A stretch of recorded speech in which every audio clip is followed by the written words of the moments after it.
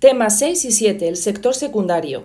¿Qué vamos a aprender en esta primera parte del vídeo? Pues vamos a ver principalmente la minería y la energía. La minería. Ya hemos dicho que vamos a estudiar la minería dentro del sector secundario, pero recordad que es parte del sector primario. Las materias primas son esos recursos que nos proporciona la naturaleza y que el ser humano transforma y elabora convirtiendo en productos. Las materias primas pueden ser de origen animal, es decir, los recursos ganaderos que estudiamos en el sector primario, también de origen vegetal, como los recursos agrícolas o forestales, que ya vimos en la anterior unidad, o de origen mineral, que es la que vamos a estudiar en esta unidad, es decir, las rocas que se extraen del subsuelo. Estas materias primas de origen animal y vegetal decimos que son de origen orgánico. Los minerales, en cambio, pueden ser de dos tipos. Metálicos, como los hematites, de los que se obtiene el hierro, o la bauxita para hacer aluminio, o pueden ser no metálicos, es decir, rocas compuestas por mezclas de varios metales, como el granito. Otros también hablan de un tercer tipo. Aquí nos encontraríamos con las materias primas de origen fósil, es decir, el carbón, el petróleo y el gas natural. Las zonas de concentración de minerales se llaman yacimientos. Para extraer la materia prima de estos yacimientos, el hombre crea explotaciones mineras o minas. Al ser una extracción, se trata por tanto de una actividad del sector primario, obtener los recursos, pero que se suele analizar y estudiar junto al sector secundario porque se considera que tiene una fuerte relación. Los dos tipos de explotación minera más importantes son las minas a cielo abierto o superficiales y las minas subterráneas. En las minas subterráneas se debe perforar el suelo y realizar una serie de galerías hasta llegar a la mena, hasta llegar al origen de ese mineral. Para ello no dudan incluso en instalar ascensores para que los mineros tengan acceso a estas galerías y por tanto a los minerales. En cambio, las minas a cielo abierto tan solo hace falta eliminar lo que haya encima de esa materia prima o minerales. La minería está presente en nuestro día a día. ¿Sabías cuántos metales están presentes en tu teléfono móvil? Por ejemplo, para hacer las pantallas se utilizan óxidos de estaño y óxidos de indio. De esta manera hacen las pantallas táctiles. También utilizan el aluminio silicato para el cristal de la pantalla. Y también esos elementos que estudiáis en la tabla periódica conocidos como las tierras raras o lantanoides y actinoides, que en pequeñas cantidades son los responsables de crear los colores en las pantallas de nuestros celulares. Para que nuestro teléfono móvil vibre, utilizan wolframio, níquel para los micrófonos y de nuevo aleaciones de esas tierras raras también para la vibración.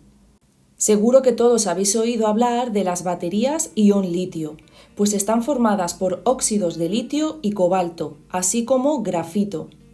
Y para cubrir esa batería utilizan aluminio. Dentro de los circuitos electrónicos de nuestros teléfonos móviles nos encontramos con metales como el cobre, oro, plata y el tántalo, para esos componentes microelectrónicos. El plomo y estaño sirven para soldar estas partes, y el silicio para hacer el chip del teléfono.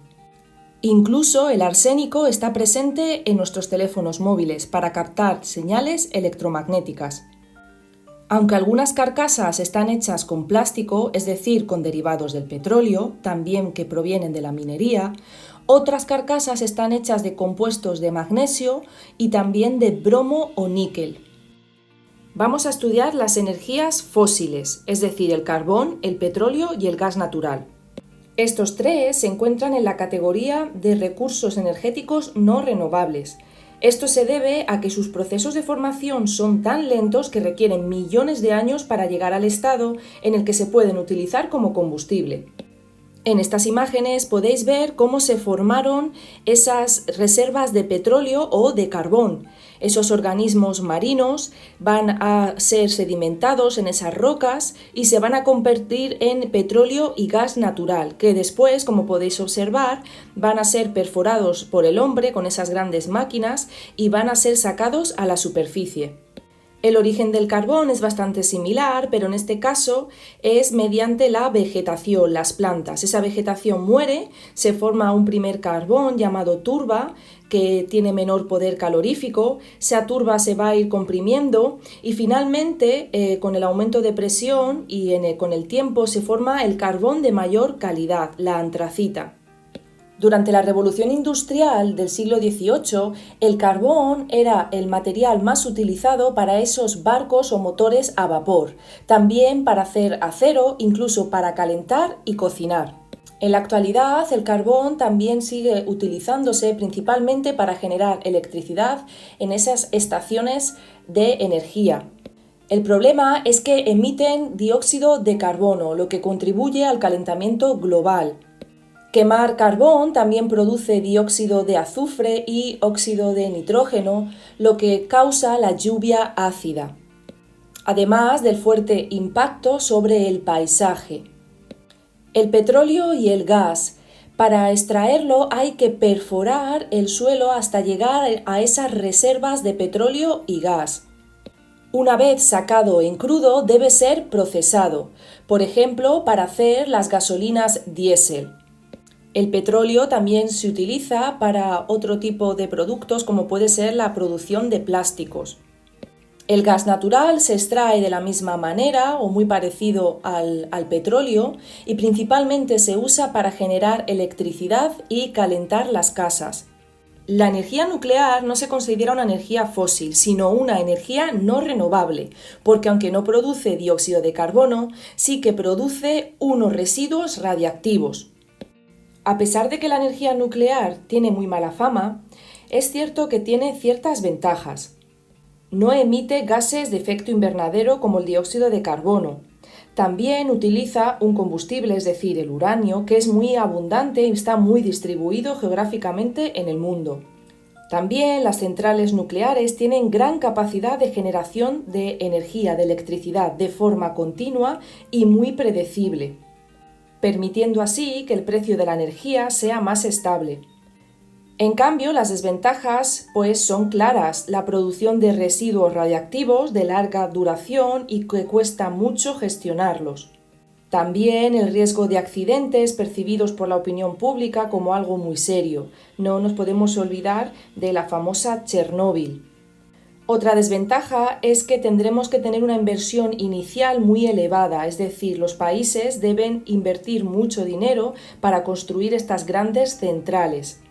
Otra desventaja sería que la producción es muy rígida, es decir, no se puede parar una central nuclear cuando ya ha comenzado a producir, cuesta mucho dinero. Por lo tanto, falta de flexibilidad. Las energías renovables son aquellas que provienen de la naturaleza y por lo tanto son ilimitadas. La energía solar, por ejemplo, no emite gases de efecto invernadero ni contaminantes, y en el caso de que sea fotovoltaica, permite la generación de electricidad en lugares aislados sin redes de transporte, es decir, que convierte inmediatamente la luz en electricidad. La eólica también es una fuente renovable y no agotable como recurso. Además, esta fuente de energía es interesante para España, ya que podría reducir mucho la dependencia exterior y su rendimiento energético es elevado respecto a otras renovables. Otras energías renovables también serían la geotérmica, que aprovecha el calor de la tierra para producir electricidad, la mareomotriz, que aprovecha la fuerza de las olas para generar esta energía, la hidráulica, que aprovecha la fuerza del agua mediante presas para también mover turbinas y generar electricidad. Y por último tendríamos la biomasa. Aquí termina la primera parte del vídeo del tema del sector secundario, la minería y la energía.